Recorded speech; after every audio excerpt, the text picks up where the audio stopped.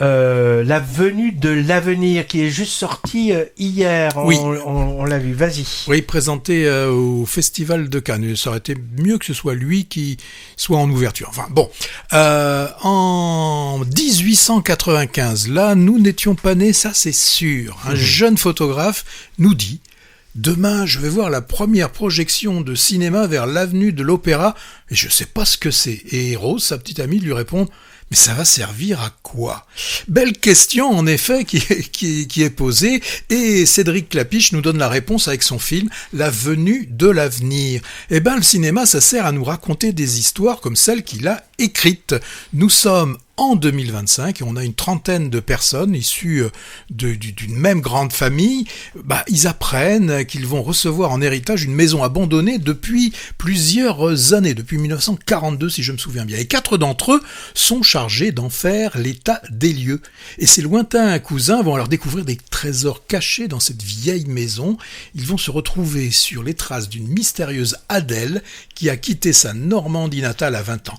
Et cette Adèle se retrouve à Paris en 1895, au moment où cette ville est en pleine révolution industrielle et culturelle. On la voit arriver dans Paris. Alors, elle vient de Normandie, elle vient de la région du Havre. Et comment on vient? On prend pas le train, on prend pas le... Qu'est-ce qu'on prend? On prend le bateau. Donc, quand on dit, et il y a un paysan qui dit: les jeunes, là, ça va trop vite maintenant.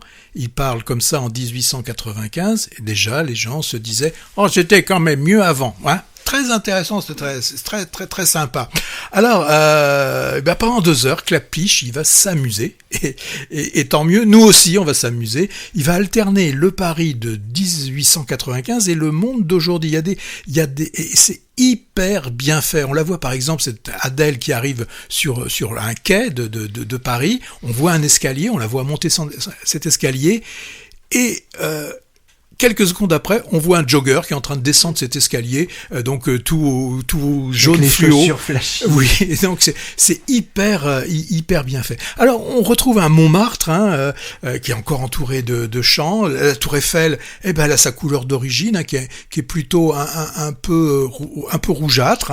Et puis on croise plein de gens. On va croiser les peintres de l'impressionnisme. On découvre comment Monet a eu ses premières impressions d'un soleil levant, et c'est très drôle de voir un Monet vu par Klapisch, surtout quand il est interprété par Olivier Gourmet. Là, on est à Giverny, mais c'est super.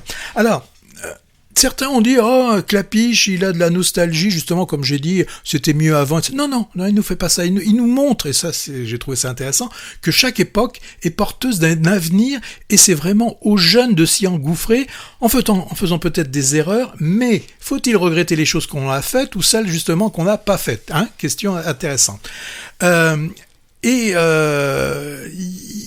Il s'amuse, Klapisch, même à nous faire des jeux de mots, puisque le titre, c'est La venue de l'avenir, mais à un moment du film où, donc, dans ces années 1895, apparaît l'électricité, et il y a la première avenue de Paris, l'avenue de l'Opéra, qui est électrisée, qui est éclairée à l'électricité, et donc c'est l'avenue de l'avenir, très joli. Alors, qu'est-ce que je peux vous dire encore? On sent aussi que Klapisch, il aime ses acteurs.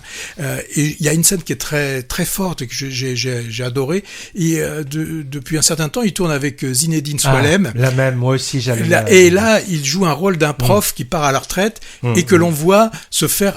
Beaucoup de profs, je crois, rêveraient d'avoir autant de monde.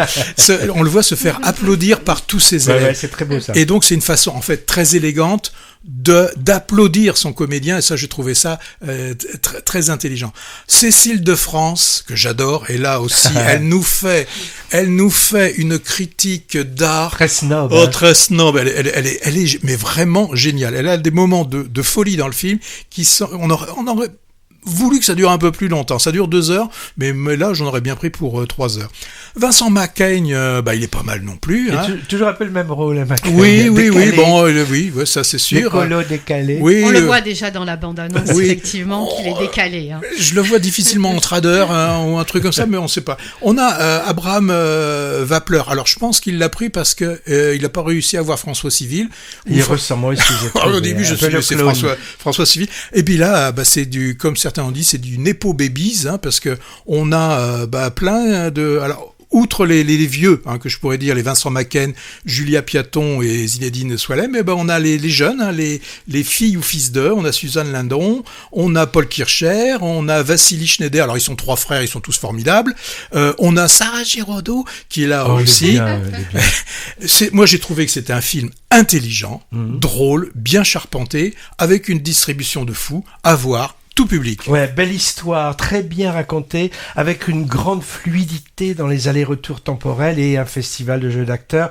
Après la danse dans Encore, son long métrage précédent, hommage appuyé ici, bien sûr, à la peinture et à la photographie. Bon, alors moi, j'y ai cru moyen quand même, au destin tellement romanesque de notre héroïne Adèle. C'est un feel-good movie, ouais. Oui. Clapiche lui a pas fait rencontrer n'importe qui, hein. Entre Hugo, Sarah Bernard Nadar et les premiers impressionnistes, c'est un festival de people de l'époque.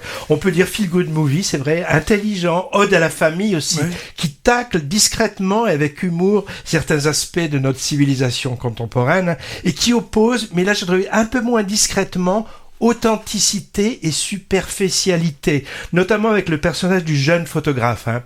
Alors le tout fonctionne très bien et me paraît assez consensuel pour toucher un très large public. Ah oui, j'allais oublier, tu l'as dit, ça m'a fait plaisir, je sais pas pourquoi, mais bel hommage aussi au métier de prof quand même, hein, avec ce Zinedine Soualem bouleversant. Alors cet acteur, il est originaire de Clermont-Ferrand, s'il vous plaît, et pratiquement de chaque film de Clapiche. Hein.